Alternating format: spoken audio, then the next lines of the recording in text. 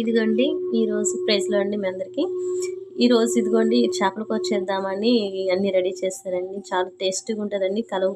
మొత్తం కలుపుకొని పెట్టుకుందామండి. చాలా చిక్కగా వస్తుంది, బాగుంటుందండి. గ్రేవీ బాగుంటుంది, నీట్గా రుచిగా ఉంటుంది. చూడండి ఎలా కలుపుకోవాలని చూపిస్తానండి మీకు.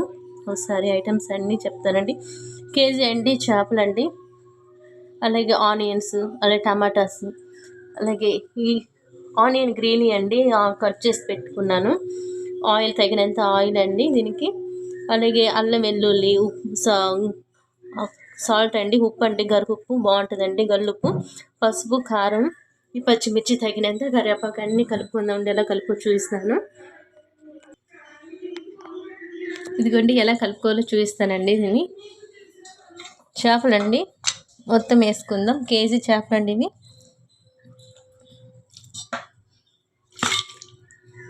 కేజీ చేపలు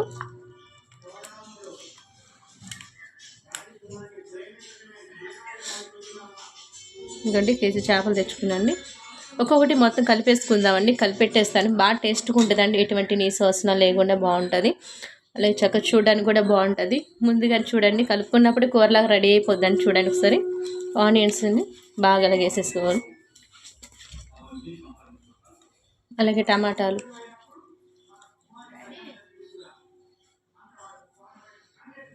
పచ్చిమిర్చిలు అండి, ఆరు పచ్చిమిర్చిస్, గ్రీన్ చిల్లీ 6, అలాగే ఆనియన్స్ కాళ్ళన్నీ,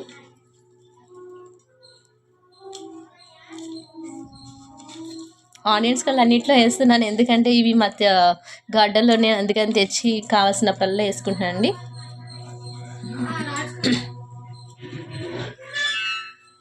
ఈ కర్రీ లీవ్స్ కూడా అండి అన్నీ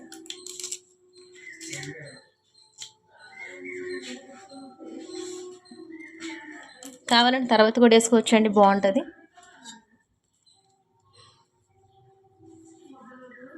సాల్ట్ సరిపోయిందండి, గల్లుప్పు, రక్ సాల్ట్ అంటారు కదండి, అది సరిపోద్ది తగినంత. ముందు పసుపు వేసుకుందాము.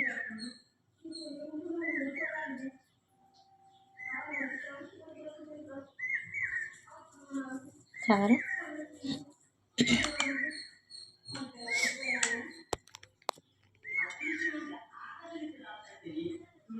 ఇందాక చింతపండు ఇదిగోండి నానేసి పెట్టారండి, మీకు చెప్పలేదు కదా. అది చింతపండు బాగా నానేసి పెట్టండి. ఒక గుప్పిడండి, ఒక పిడికిలండి సరిపడ్డ చింతపండు అండి. ఇది కొంచెం ఆయిల్ వేసుకుందాం. చక్కగా ఆయిల్ వేసుకొని ఇలాగ తగినంత ఆయిల్ చూడండి. చేతితోనే కలిపేస్తానండి, ఎందుకంటే నాకు ఇలాగే బాగుంటుందండి. ఈ కూర కూడా చాలా బాగుంటుంది, మంచి టేస్ట్గా ఉంటుంది. అన్ని ముక్కలు అన్నిటికీ పట్టేటట్లు చేసుకోవాలి. ఇది చూస్తుంటే చట్నీ లాగా ఉంది కదండి, కానీ చట్నీ కదండి, ఇది కూర అండి. బాగుంటుంది, చాలా చక్కగా నీట్గా ఉంటుంది.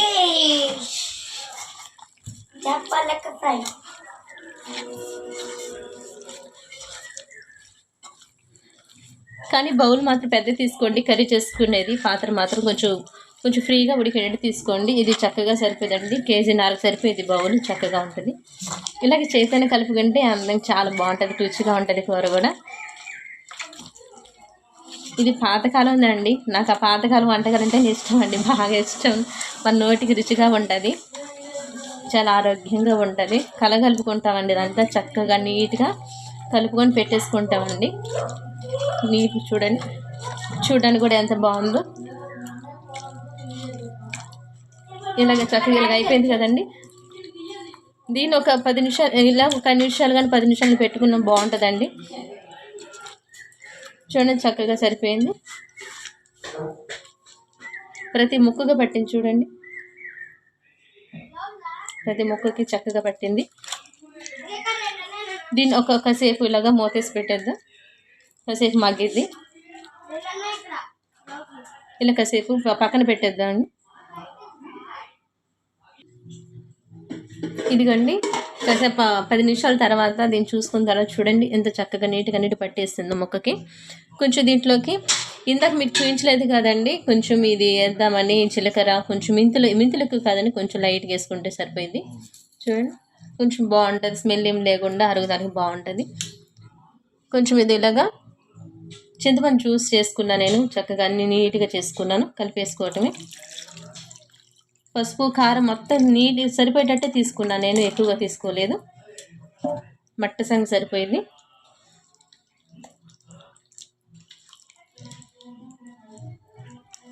ఇంకా ఇలాగన్నీ ఇలా కలిపేసుకోవచ్చు. ఇలా కలిపేసుకోవాలి. కొంచెం మళ్ళీ చూపిస్తాను. ఇంకా మొత్తం ఇలా కలిపేసుకోవాలి. మొత్తం చక్కగా ముక్కకు పట్టేసింది.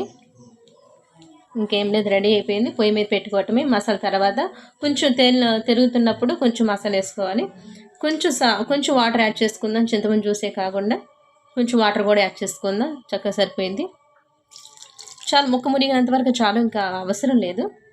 ముక్క బాగా నీట్గా మునిగిపోయినంత వరకు చాలు. చూడండి, ఇప్పుడు కూరలాగా ఉంది. కూరలాగా ఉంది ఇప్పుడే చూస్తే. సో ఇది పొయ్యి మీద పెట్టేసుకుందాం చక్కగా. పొయ్యి మీద పెట్టేసి బాగా మరిగినప్పుడు చూపిస్తాను. క్యాప్ వేసేసి పొయ్యి మీద పెట్టేద్దాం.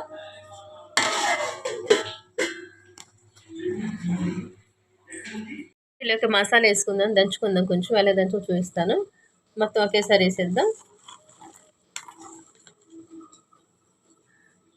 దంచేసుకొని మసాలా వేసేద్దాం, పేస్ట్ లాగా బాగా.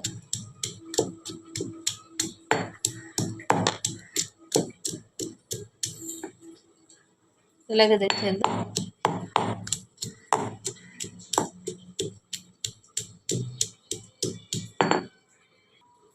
అయిపోయింది. ఇలాగా అయిపోయినప్పుడు తీసేసుకోవటం.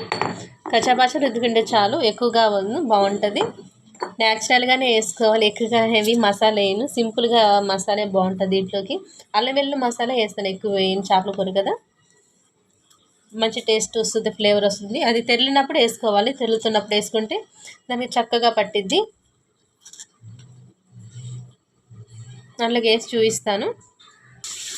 ఇదిగోండి కూర, ఒకసారి మూత తీసి చూద్దాం ఎలాగుందో. చూడండి, చక్కగా మగ్గింది కూర, చక్కగా దగ్గరికి వచ్చేసింది. ఇలాగ మసాలా వేసుకుందాం. ఇలాగ ఉన్నప్పుడు మసాలా వేసుకుంటే బాగుంటుంది. బాగా దగ్గరికి వచ్చేసింది చేపల కూర. ఇలా మసాలా వేసుకుని ఒక్కసారి కలిపి పెడదాం పట్టుకొని. ఎంత కలిపి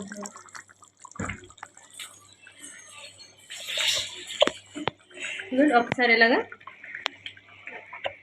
ఇలా కలిపెట్టుకుంటే చాలు, బాగా ముక్కకు పట్టేసింది. కొంచెం ఇది మళ్ళీ మగ్గేసిన తర్వాత తీసేసుకోవటమే. కొత్తిమీరగా పైన చల్లుకొని దింపేసుకుంటే కూర అయిపోద్ది. చూడంత కలర్గా ఉంది, ఎంత కలర్ఫుల్గా ఉందో. తినడానికి కూడా చాలా బాగుంటుంది. అసలు వదలలేరు. మా హస్బెండ్కి చాలా ఇష్టమైన కూర ఇది. అయిపోయింది. ఇంకా మసాలా పట్టేసి దాన్ని బట్టి చక్కగా పట్టింది. ఈ మూత వేసుకుందాం. అయిపోయిన తర్వాత దించేసుకొని అది వేసుకుందాం. ఇదిగోండి మసాలా దంచుకున్నాం కదండి. తర్వాత ఇదిగోండి ఇలాగ దీంట్లోకి వేసేసాము. నేను అది వీడియో ఆన్ అవ్వలేదండి ఇందాక, ఇది అయిపోయింది, స్కిప్ అయిపోయింది. ఇంకోండి దీంట్లో మసాలా అంతా వేసాం కదా, చక్కగా పీసెస్ బయటకు వచ్చేస్తాయి, ఫిష్ పీసెస్. కొంచెం కొత్తిమీర వేసుకుందాం. కొత్తిమీర వేసుకొని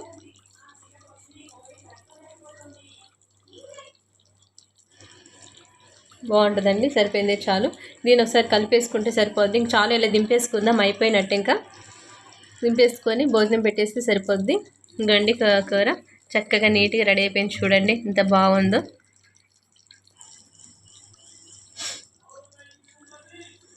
అంతేనా.